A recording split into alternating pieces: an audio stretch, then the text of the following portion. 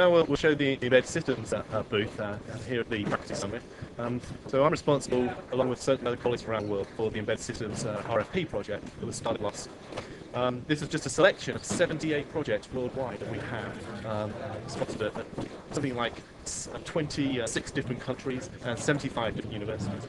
So let's just do a sample, just to walk around these posters in the booth. So here we have a project on sensor networks at Ohio State University. I won't speak in detail about all these projects because the information will be on the web in due course. We have the next project is fault-tolerant systems at Arizona State University. But it's not all American universities. Next up, is that fault tolerance within an operating system, or what is that? So this is fault tolerance in distributed systems, where the distributed systems are individual devices. The individual projects themselves are really interesting, and there's going to be a great deal of material as the projects come to completion in September. So we'll be listing much more information in the next few weeks about this. The next up is TraceIt from the University of Buenos Aires in Argentina. This is about a tool for event traces. Next up is all the way down in South Africa.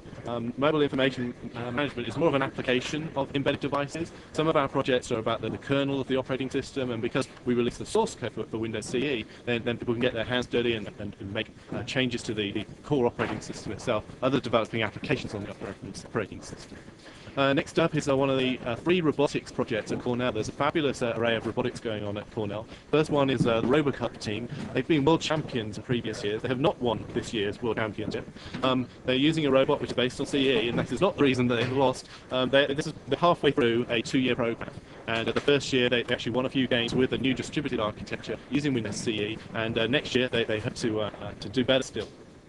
Next up, evolutionary robotics at Cornell. This is a fascinating robot. We'll show a separate video of this today. It's a unique, to the best of my knowledge, form factor with 9 legs. It's a 9-legged walking robot. And the cool thing about it is not just that it looks strange and makes some great noises. This actually runs a genetic algorithm on the operating system inside the device and learns how to walk.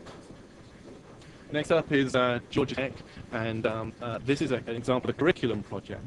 Not all of the projects that we funded are research projects. Some are about developing curriculum to help professors teach embedded operating systems. And these guys are using a little device called the ICOP e-box. I have one here. This is a pretty neat, very inexpensive device with a 200 megahertz x86 processor on it. Standard C-style peripherals in a very small form factor box. Really low cost, ideal for the classroom. There are other manufacturers of similar devices, but this is a kind of neat one that James Hamden at Georgia Tech has been using for his teaching. Moving ahead, some of our projects are based in Europe, and this is just a sample of the projects. Here's one from Belgium, the University of Ghent. This one's about network mobility using MPEG-21, a multimedia protocol. Next up is another robotics project. I'm a bit of a sucker robotics project. We're actually over popular with robotics here, but robots are cool, and this is a very cool platform. The ROCI or ROCI platform is a framework for robotics.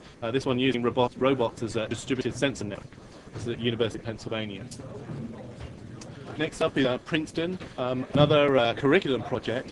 This is work using embedded systems to help in teaching for low-power handheld systems, again using Windows CE. Next up is University of California in Irvine. This is a real-time architecture that sits above the real-time operating system that CE is. This provides an easier way to do high-level programming for real-time operating systems. This work is pretty complex, sophisticated stuff, and again deserves a whole presentation in itself. There's a lot more information about this one on the web. Embedded IPv6 performance issues being done at RMIT, that's in Australia, for anybody not paying attention. The IPv6 is actually a project that I worked on some time ago, and I'm fond of IPv6 projects. This is doing performance analysis on IPv6, a protocol which many of us feel is going to be the future of the internet. The University of Virginia coming up next, they're doing context-aware smart device grids.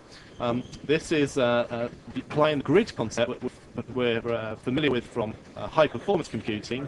Everybody and their brother building a grid system at the moment. This is using devices in a grid-like context. And finally, last but not least, again, just a sample of the projects available. This is Virginia Tech doing pervasive collaboration down there in Virginia. Can't speak a lot to this one, but it is a good way to wrap up a tiny sample of the 78 projects worldwide. They're all finishing up in the fall of this year. So I hope you've enjoyed the demo. Let me just show you a couple more things that are not part of the RFP, but touch on things that we're doing in the RFP. I've showed you the e-box, which is being used as a good teaching tool in some of our projects, and the others are robotics related. One of the things that we're going to be doing going forward is concentrating a little bit more on robotics. I showed a Mindstorms robot in another video that I did recently. In Europe, there has been some work that is getting C# code running on a Lego Mindstorms, and also the Fisher Technic device, which is quite similar. This is the Fisher Technic brick that goes in the center of their robot. These are both running 8-bit microcontrollers, and having C# running on these devices is pretty cool. At the back here, this is an older version of the world champion Cornell robot that won RoboCup. This is actually one that won RoboCup soccer a couple of years ago. It is showing a similar architecture to the one that's running CE today. I don't have a CE device today, but it's using a very similar architecture, using PC104 boards stacked on top of each other on a microcontroller board. And then last but not least, I have my little toddler robot. We haven't finished the work yet, but the design at the moment is a standard off the shelf using a TIC microcontroller here. What we'd like to do is give this a brain transplant to put a spot device on this robot and make it walk next to a .NET machine. Thank you very much for the opportunity to share some of our projects. Appreciate it.